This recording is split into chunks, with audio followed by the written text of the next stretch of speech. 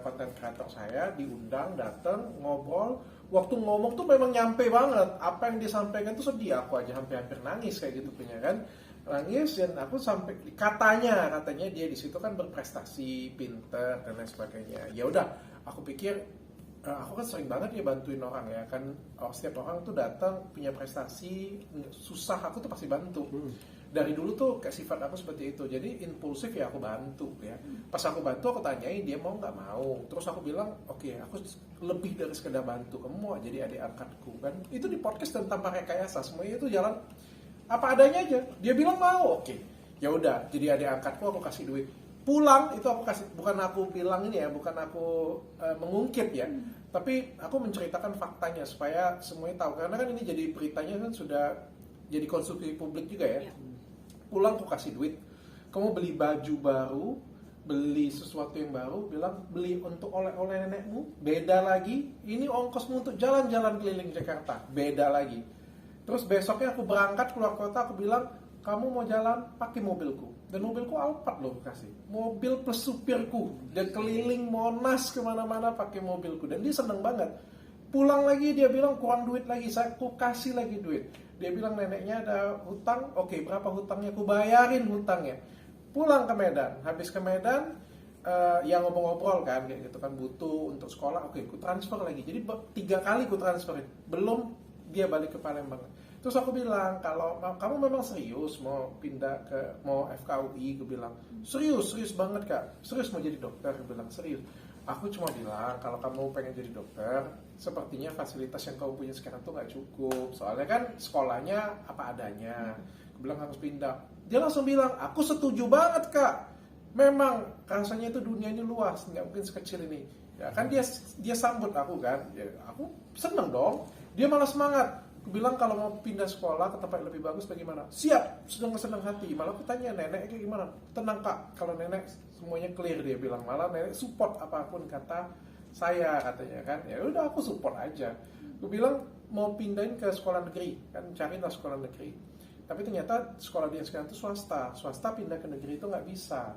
Jadi mau nggak mau aku pindahkan dia ke SMA sampai 1 tempat sekolahku dulu, alumniku. Ya, dan aku sampai telepon kepala sekolahnya, dan akhirnya singkat cerita dia pindah itu semua biaya aku tanggung, semua biaya dari pesawat, hotel, transitnya, makannya dan lain sebagainya. Dan juga waktu pindahin dia ngasih duit lagi ke neneknya juga. Jadi kayak semuanya sudah aku aturin semua. Dan pada waktu dia ini kan belum 1 minggu ya, pada waktu dia mulai tanggal 1 itu aku kasih duit bulanan. Untuk untuk dia itu 1 bulannya 3 juta, untuk neneknya 2 juta. Harusnya ya kalau kita normalnya ya, orang kerja UMR itu aja nggak sampai 5 juta. Artinya dia itu bekerjanya apa? Cuma belajar tapi dianya dapat jajan, neneknya dapat duit yang belum tentu juga, dia di Medan dapat duit juga segitu. Terus kerjaannya cuma belajar, belum lagi uang sekolahnya ditanggung dan lain sebagainya. Makanya aku sangat kecewa banget sih bisa kejadian seperti ini. Aku juga nggak tahu sih, karena kan beberapa waktu dia ada ngobrol dengan aku, dia ada curhat soal sekolahnya nggak betah katanya kan. Tapi aku juga kan bukan orang yang kosong banget kerjaanku kan, jadi kan aku nggak mungkin tanya setiap hari juga, aku punya banyak banget pekerjaan. Istriku aja kadang, anakku aja nggak telepon seharian kayak gitu punya, tapi dia aku masih sempet chatting, masih sempet kasih semangat kayak gitu kan. Apalagi kan ini lagi sibuk-sibuknya ulang tahun Athena yang ke-10 tanggal 18 nanti, jadi kayak pikiranku tuh semua all out ke sana semua. Dan dia tetap curhat, aku juga tetap kasih semangat juga. Katanya sekolahnya kesepian, jauh dari nenek, kangen lah kayak gitu kan. Aku bilang hal yang wajar sih, nggak ada masalah. Aku bilang, aku kasih semangat terus, malah bukti chatnya banyak banget. Aku kasih semangat sampai akhirnya dia bilang dia mau berhenti sekolah. Sialan dalam hati gue. Itu beruntung loh. Kalau aku pikir-pikir ya, itu tuh aku masih nasehatin itu dengan baik hati ya. Coba bayangkan kalau misalnya aku marah, mungkin beda lagi, aku viral yang lain gitu. Padahal sebenarnya kalaupun aku marah pada waktu itu adalah suatu hal yang wajar sih menurutku.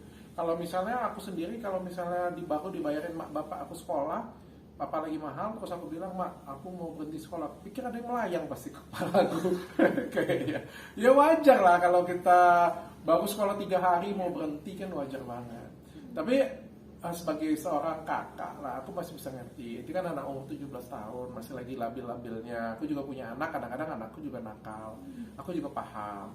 Aku masih mau rangkul kok. Bayangkan pada waktu dia ngomong seperti itu aja, aku marahin tuh malam-malam. Aku telepon, itu ku omelin, terus ku bilang, Farel dengan kakak.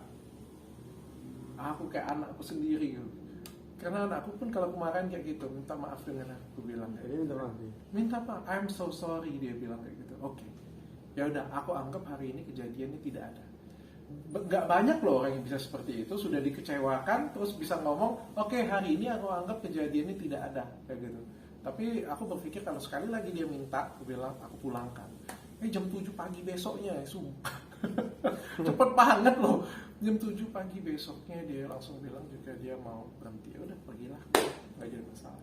Dan yang bikin di hari yang sama itu ya, di hari yang sama itu dia bikin konten bahwa dia bilang aku meminta kembali dana 47 juta, dan juga di hari yang besoknya dia rekam pembicaraan stafku, orang kepercayaanku yang datang, dan menurutku itu attitude-nya sudah sangat tidak baik.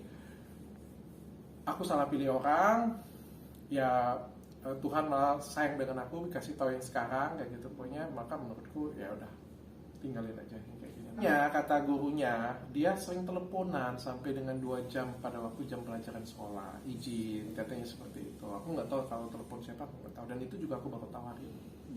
Tapi kalau secara akademisnya dia di sekolah gimana? Biasa aja, nggak, ya mungkin kan juga karena baru ya, aku nggak tahu ya. Mungkin juga dia terkejut sih. Aku rasa dia pasti terkejut. Kalau menurutku itu hal yang wajar lah. Kan mungkin sekolah yang lamanya nggak setara dengan sekolah yang baru. Sekolah yang baru ini kan salah satu sekolah terbaik di tempatku. Jadi wajar lah kalau misalnya dia terkejut melihat teman-temannya juga yang dari lahir sudah ngomongnya bahasa Inggris kayak gitu kan. Tapi di situ bahasanya Indonesia kok gitu kan. Mereka juga kata-kata orang yang berpendidikan, tapi yang bagus. Butuh adaptasi aja menurutku sih. Tapi kan ini baru 3 hari langsung mau berhenti, gile.